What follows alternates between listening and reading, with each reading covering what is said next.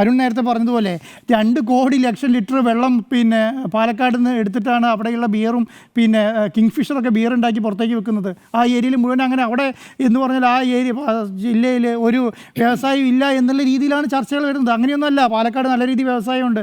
അവിടെ വെള്ളം കാര്യമായിട്ട് യൂസ് ചെയ്യുന്ന വ്യവസായം, കോളയും പെപ്സി ഉണ്ട്. പക്ഷേ ഒരു കാര്യം നമ്മൾ മനസ്സിലാക്കേണ്ടത് എന്താണ്, നമ്മളൊരു കാര്യം ചെയ്യാൻ സമ്മതിക്കുന്നില്ലല്ലോ. കേരളത്തിൽ ഒരു വ്യവസായം വരാൻ സമ്മതിക്കുന്നില്ല. ഒറ്റ വാക്കാണ് അഴിമതി, അഴിമതി. ഈ കാര്യത്തിൻ്റെ അകത്ത് എവിടെ അഴിമതി ഉണ്ടെന്ന് തെളിയിക്കാൻ പറ്റിയത്? 3 ദിവസമായാലും അഴിമതിനെ കുറിച്ച് ചർച്ച ചെയ്യുന്നു. ഈ സമയം വരെ അഴിമതി എന്താണെന്ന് പറഞ്ഞു.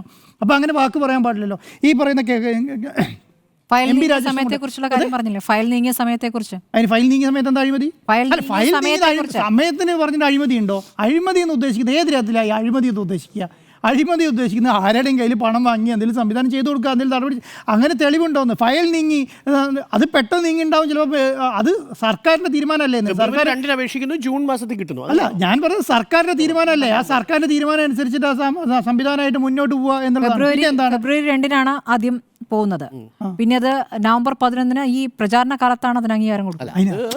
അല്ല, അതിന്റെ ആ ദിവസങ്ങളിലൊക്കെ ഒരു വേഗവും ചില സമയത്ത് നിന്നതും ഒക്കെ ഉണ്ട്. അത് കോമൺ അല്ലേ? അത് കോമൺ അല്ലേ? ഫെബ്രുവരി 12-ന് കൊടുത്ത് 25-ാം തീയതി ഒരു അനുമതി കൊടുക്കുകയല്ലോ ചെയ്തത്. ഫെബ്രുവരി കൊടുത്താൽ നവംബറിലല്ലേ അനുമതി കൊടുക്കുന്നത്.